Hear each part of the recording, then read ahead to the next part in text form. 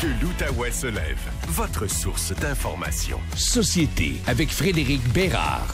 Maître Frédéric Bérard, je suis en train de vérifier ça sur ChatGPT. J'ai dit, qui est Frédéric Bérard? Oui. Non, c'est très bien. C'est très, très bien.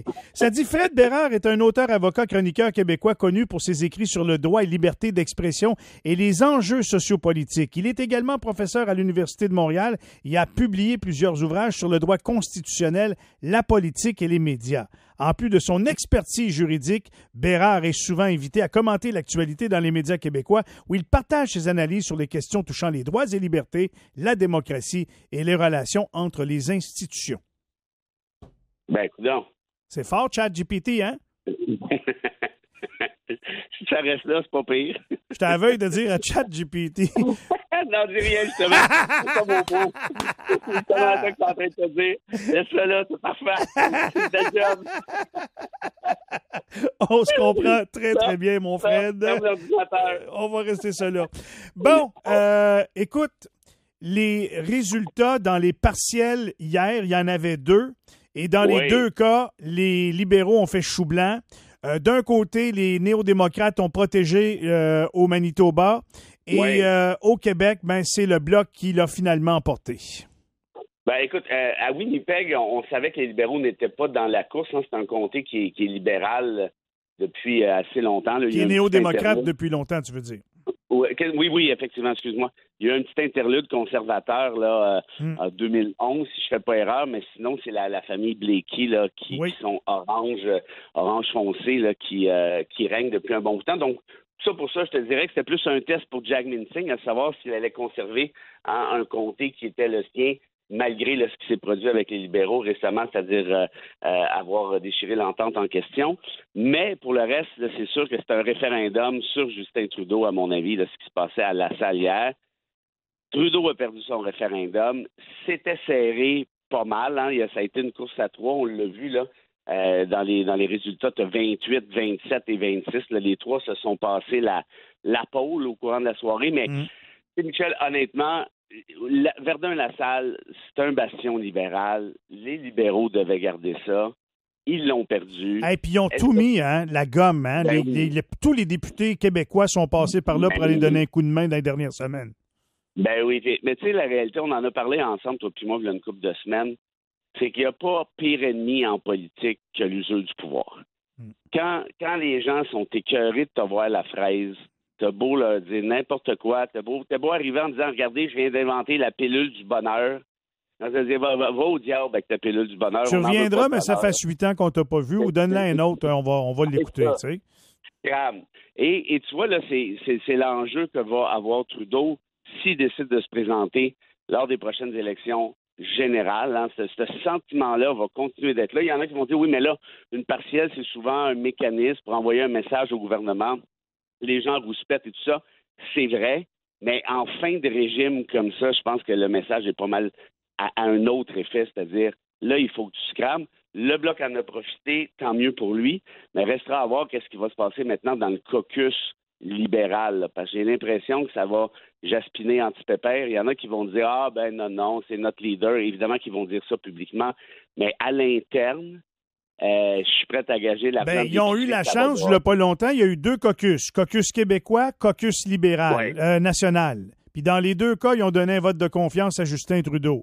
Je veux dire, s'il y avait eu à faire des changements, c'est là que ça se serait passé. Tu as juste à lever la main puis dire « Je l'aime bien, Justin », puis M. Trudeau, s'il était présent, parce qu'on m'a dit qu'il était présent dans chacun des caucus. Il est arrivé à chacune des réunions pour entendre les gens, les députés, qu'est-ce qu'ils avaient à dire. Fait que... Trudeau, il est excellent là-dedans. Là. Ouais. Il écoute, il entend, il est empathique, je comprends. Et là, les gens, ils ont donné une chance parce qu'il y avait 2 partiels qui s'en venaient. Sauf que là... Toi, t'es député, là, parce que t'aimerais ça être réélu, comme la plupart des députés qui décident de se représenter, là. C'est-à-dire, pas la plupart, mais tous et chacun. Mm-hmm. Et là, les autres sont en train de faire le calcul. On est 20% derrière les conservateurs. Est-ce qu'on est capable de renverser la vapeur? À l'heure actuelle, pense pas, non. Est-ce qu'on essaye de faire un coup à la Harris aux États-Unis? Ben oui. On place quelqu'un d'autre. C'est qui la Kamala Harris du Canada? C'est ça le problème. On en avait parlé, toi puis moi. Je t'ai dit de qui on parle, là. Je la vois pas, moi, je la vois pas du tout, la Harris. Puis là, ce qui est fâchant, je te dirais, c'est que les gens veulent changer pour changer. Puis moi, je pense pas que le bilan des libéraux est très intéressant. Là, par ailleurs, là, on a déjà parlé, oui. C'est assez familier, merci. Mais là, de l'autre côté, il y a plusieurs libéraux qui s'apprêtent, en fait, des électeurs libéraux, qui s'apprêtent à voter pour les conservateurs de Poilievre. Et là, permets-moi une petite parenthèse de rien. Les conservateurs de Poilievre, il y a du méchant moineau là-dedans, là. Tu as 40 députés actuellement, publiquement, qui sont sortis contre l'avortement. 40. Penses-tu? Ça commence à être du monde à la messe, là. Ils sont pas au pouvoir. Fait qu'imagine quand ils vont doubler leur députation, tu pourrais penser que ça va passer de 40 à 50 à 60, peut-être à 75, et peut-être arriver à une restriction quelconque du point de vue du droit à l'avortement, mais ça reste à voir. Sinon, le beau Pierre, hier, là, il y en a qui m'écoutent, disent, moi, je l'aime, Poilievre.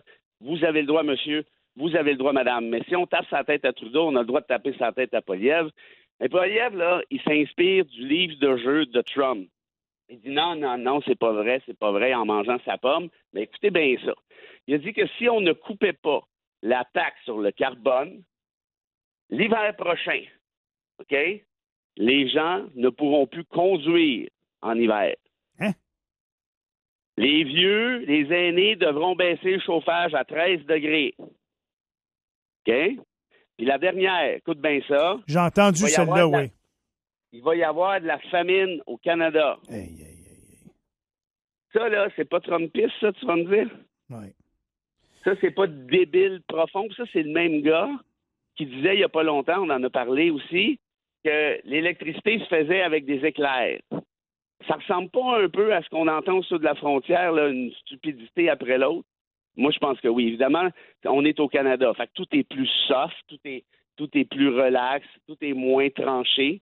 Mais c'est stupide longtemps. Il va y avoir une famine au Canada s'il y a encore une taxe sur le carbone. Par ailleurs, tous les experts te disent que la taxe sur le carbone est nécessaire, elle est utile, elle est efficace, même que c'est pas assez. Qu'est-ce que dit Poilievre? Je m'en fous des experts, je vais abolir cette taxe-là, puis c'est tout. C'est pas du Trumpiste, là aussi? Mais là, mettons que c'est pas Trudeau, parce qu'on est usé de le voir à la TV, puis on n'est plus capable, il y a un mauvais bilan, etc. Ouais. Mettons que c'est pas Pierre Poilievre. Jack Mitt, il gage là-dessus, lui. Il dit le seul choix qui vous reste, c'est les néo-démocrates. Mais tu vois, les néo-démocrates, c'est pas des farces là, dans les sondages, ils se font ramasser. Moi, je pense qu'ils ont été collés beaucoup trop longtemps aux libéraux. Ceci dit, on fait avancer des dossiers intéressants. L'Alliance libérale néo-démocrate a été efficace longtemps. Là. Tu sais, par exemple, sur l'assurance médicaments, sur l'assurance dentaire, la loi anti-cap. Je trouve ça, à la limite, je trouve ça plate que les néo-démocrates aient autant profité du Parti libéral, puis qu'on les lynche comme ça à la toute fin en disant qu'il est faible, qui est pas bon, qui est pas capable. Écoute, ils leur ont permis de passer leurs idées, carrément. C'est ça qui s'est passé. Non, ça c'est sûr. Mais ce genre d'alliance-là, c'est sûr que c'était temporaire, puis c'était voué à l'échec à moyen long terme. Ceci dit, ça a duré pas mal plus longtemps que moi j'avais pensé, franchement. Il y a eu une efficacité qui a résulté de tout ça, on va se le dire. Oui. Mais là, arrive un moment donné où toi, t'es signe, puis là, tu vois Trudeau planté dans les sondages, puis t'es associé à lui, bien évidemment qu'il l'a lancé en bas de l'autobus. Puis t'as raison de dire qu'on peut appeler ça un manque de loyauté, mais en même temps, ça s'appelle de la politique. Donc, est-ce que c'est très, très surprenant? Je sais pas. Mais pour répondre à ta question, il n'y a pas 100 000 options. Évidemment, nous, au Québec, c'est un peu différent parce qu'on a le Bloc qui est nez à nez avec les conservateurs. Puis moi, je te fais une prédiction, là. Le Bloc va trouver ça tough, faire une campagne contre Pierre Poilievre, parce que Poilievre, là, c'est un... Aïe, je sais pas comment dire ça, là, mais il est vicieux, là. Il est vicieux. Va voir sur les médias sociaux, là, notamment X, là, qui est une plateforme de dégénérés, là. Écoute, il t'attaque le Bloc, mais à des trucs, là, cheap, Michel, là, mais cheap. Et j'ai comme l'impression, moi, que Blanchet va trouver ça long, là, cette petite campagne-là. Sauf que d'ici la tenue du déclenchement des élections, le Bloc québécois est dans une position très favorable, pourrait se coller avec les libéraux puis aller chercher des gains pour le Québec. Ben, tu vois, le problème, c'est que justement, c'est ça, quand je dis que Poilievre est cheap, il dit, les blocs libéraux, le bloc libéral, comme quoi que, regarde, le bloc, vous avez voté 200 quelques fois pour les libéraux, vous êtes des écœurants, vous avez permis à Trudeau aussi, tout ça. Mais la réalité, c'est qu'on vit dans un système parlementaire où quand il y a un gouvernement minoritaire, il faut que tu votes en faveur du gouvernement de temps en temps. Sinon, on va tomber faut que tu tires la couverte de ton bord à un moment donné pour aller chercher ce que tu veux. Tu sais, c'est pas mal. Puis, je veux dire, est-ce que c'est...